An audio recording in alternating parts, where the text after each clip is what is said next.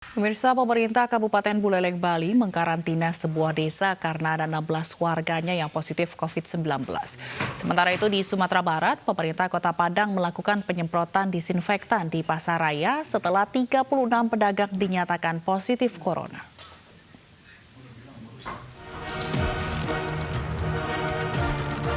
Sejumlah warga dan pedagang di Desa Bondalem, Kabupaten Buleleng, Bali menjalani tes swab oleh petugas medis. Hasilnya, ada 16 warga yang positif COVID-19 dan harus menjalani perawatan di Rumah Sakit Giri Mas. Para pasien terdiri dari seorang pekerja migran, 14 orang pedagang, serta seorang anak dari pasien dalam pengawasan. Ketua Gugus Tugas Percepatan Penanganan COVID-19 Kabupaten Buleleng, Putu Agus Suratnyana, meminta Desa Bondalem untuk dikarantina. Kita sedang mensimulasikan untuk mengkarantina Desa Bondalem mulai nanti sore.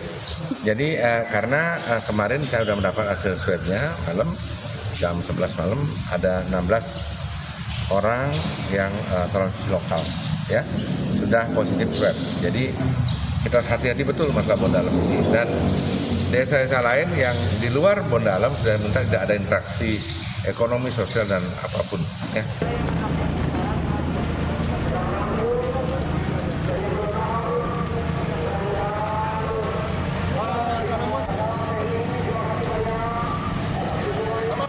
Sementara itu di Padang, Sumatera Barat, pandemi corona telah menyebabkan 36 orang pedagang pasaraya positif COVID-19.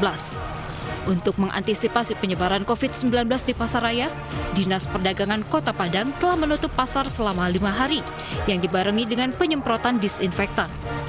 Dari data Dinas Perdagangan Kota, ada 1.000 warga yang pernah kontak dengan pedagang yang positif COVID-19. Selanjutnya mereka akan dites swab di Laboratorium Universitas Andalas Padang.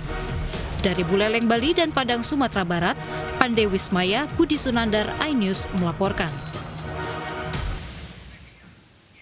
Jajaran Muspika Kecamatan Rungkut, Surabaya menerjunkan tim kesehatan dari Puskesmas untuk mendata para karyawan pabrik rokok Sampurna Rungkut serta warga terdampak di sekitar pabrik. Kawasan sekitar pabrik juga sudah disterilisasi agar tidak ada penyebaran pandemi COVID-19 dari klaster Sampurna ini.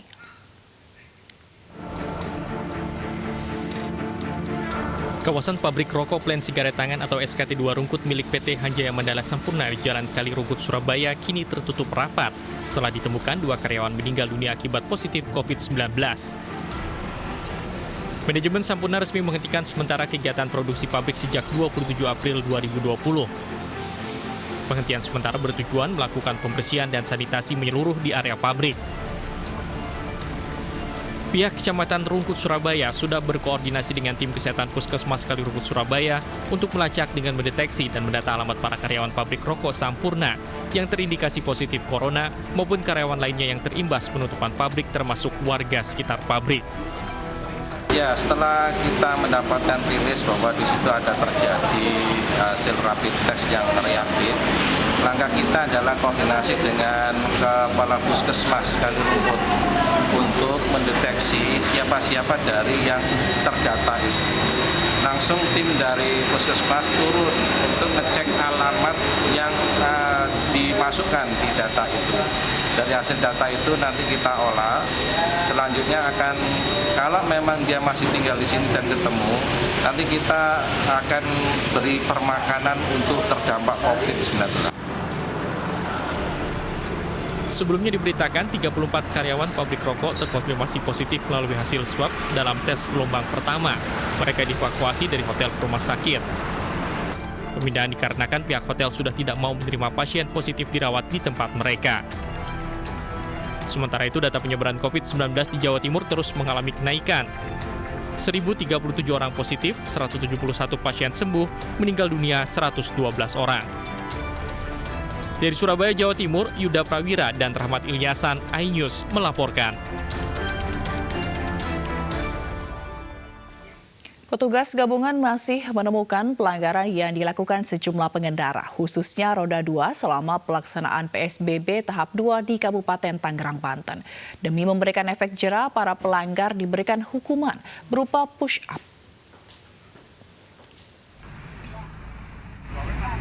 Para pengendara motor ini terpaksa menjalani hukuman push-up yang diberikan petugas gabungan di titik pemeriksaan Cikupa Citra Raya, Kabupaten Tangerang, Banten. Pasalnya, mereka kedapatan berboncengan tanpa satu alamat yang sama, yang merupakan salah satu bentuk pelanggaran selama pembatasan sosial berskala besar diterapkan pemerintah setempat. Tak hanya kendaraan roda 2, petugas juga menyisir kendaraan lain yang melintas di area checkpoint ini, termasuk kendaraan pribadi. Hasilnya, petugas masih menemukan pengendara yang tidak bisa menjaga jarak fisik, di mana penumpang berada di kursi depan di samping supir. Di PSBB tahap 2 ini, aparat mengaku masih banyak pelanggaran yang dilakukan. Untuk itu, aparat pun tak lagi segan memberikan sanksi demi memberikan efek jerah. Memberikan bukan himbauan lagi, tetapi semacam ada hukuman ringan bagi para pelanggar, khususnya roda 2. Kami memberikan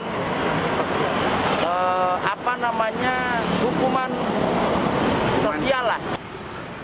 Kabupaten Tangerang memperpanjang PSBB hingga 17 Mei mendatang demi memutus mata rantai penularan virus corona. Dari Kabupaten Tangerang, Banten, Aimarani, iNews melaporkan. Pemirsa, ribuan kepala keluarga di Kelurahan Paseban, Jakarta Pusat sudah menerima bantuan sembako dari pemerintah. Selain di Jakarta Pusat, bantuan diberikan di 4 wilayah lain di DKI Jakarta.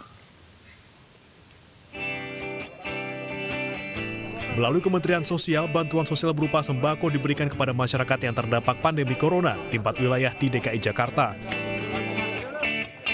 Di Kelurahan Paseban, Kecamatan Senen, Jakarta Pusat, dengan bergotong royong, warga menyalurkan sembako ke 1.700 kepala keluarga. Menteri Sosial Zuliari Batubarang yang turut dalam penyaluran mengakui bantuan sembako dari pemerintah masih terbatas. Saya mampir ke RW 06 Kelurahan Paseban, Kecamatan Senen, di mana di sini ada 1.700 kakak. Ada Pak RW, Pak Lurah, ada Dewan Kota, ada RT-RT semua, tokoh-tokoh masyarakat. Ya, saya sampaikan ke teman-teman di sini karena jumlah sembako yang di-drop di sini tidak bisa memenuhi semua kebutuhan.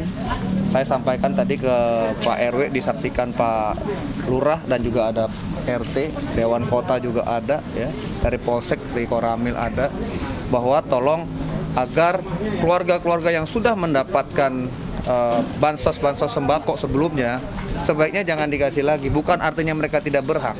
Mereka mungkin berhak, tapi karena keterbatasan jumlah sembako, kita berikanlah ke warga lain yang mungkin namanya tidak ada di data, tapi memerlukan. Selain di Kelurahan Paseban, Jakarta Pusat, bantuan juga disalurkan Kelurahan Koja, Jakarta Utara. Bantuan pemerintah di Jakarta Utara diwakili oleh Dirjen Perlindungan dan Jaminan Sosial Kemensos RI dengan menyalurkan bantuan sembako sebanyak 342 paket. Di Kelurahan Bidara Cina, Jakarta Timur, bantuan sembako disalurkan kepada 883 warga dari 8.875 kepala keluarga. Sembako yang diterima warga ini berisi beras, minyak goreng, sarden, dan kornet. Pembagian sembako dari pemerintah melalui Kementerian Sosial ini diberikan secara bertahap hingga bulan Juli mendatang. Dari Jakarta, Tim Liputan iNews melaporkan.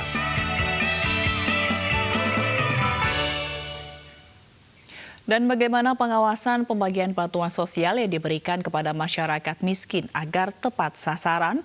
Kita ikuti cuplikan wawancara berikut ini. Halo, ya. Ya, Pak Imam, Anda sudah terima bantuan belum? Untuk saat sekarang belum ada, Pak, bantuan dari pemerintah Wali Kota Depok maupun dari pemerintah Kemensos sendiri, Pak. Belum ada bantuan dari manapun, artinya belum terima sama sekali, Pak, ya? Ya, benar, Pak. Untuk provinsi baru ada 2 warga saya yang sudah dapat provinsi dari Bapak Ridwan Kamil, gitu, Pak. Baik, kalau tidak salah Anda juga ketua RT ya. Bagaimana kondisi warga Anda yang berhak menerima bantuan seperti apa? Untuk kemarin itu kita sudah mendata daripada pihak RT sendiri. Kita data berdasarkan wilayah kita yang ada di sini. Semua yang berdampak itu memang kita data. Namun sampai pihak sekarang dari bantuan-bantuan itu tidak terrealisasi dengan baik, khususnya di lingkungan kami, Pak. Baik, Prof. Muhajir, ini ada suara-suara dari masyarakat yang memang belum menerima, seperti apa Pak? Kemudian supervisinya Pak, khususnya di tingkat kelurahan Pak? Ya, ini saya kebetulan didampingi oleh Pak Sekjen Kemensos yang berkaos merah, kemudian ada Dipu 3 Kemenko PMK, ada Pak Dirjen Perlindungan dan Pelayanan Sosial. Ya, ini saya pastikan bahwa memang untuk wilayah Bodetabek baru akan dibagi dimulai tanggal 5 nanti. Sekarang ini sedang fokus di wilayah DKI. Karena memang PSBB-nya wilayah Bodetabek juga belakangan, lebih duluan DKI. Karena itu untuk masyarakat Bodetabek termasuk Depok, mohon kesabarannya, mudah-mudahan bisa dalam waktu dekat kita akan segera membagi bantuan Presiden yang dialokasikan sebesar 600.000 kepala keluarga. Sehingga Pemirsa, bantuan bagi warga terdampak pandemi COVID-19 juga dilakukan Korps Marinir TNI Angkatan Laut. Sejak Maret lalu, melalui gerakan Korps Marinir Peduli Marinir Berbagi, dibagikan paket sembako, paket berbuka puasa, dan masker. Gerakan Korps Marinir Peduli Marinir Berbagi ini sebagai empati atau kepedulian terhadap situasi sulit akibat pandemi COVID-19. Pemberian paket sembako, makanan berbuka puasa, dan masker ini diberikan kepada masyarakat yang terdampak COVID-19. Anggota Korps Marinir berkeliling dan memberikan bantuan tersebut secara langsung kepada masyarakat. Kegiatan ini sesuai arahan Komandan Korps Marinir Mayor Jenderal TNI Marinir Suartono untuk membantu mengatasi kesulitan rakyat di sekelilingnya. Kegiatan sosial ini juga dilaksanakan bersama dengan TNI Polri dan instansi pusat dan daerah.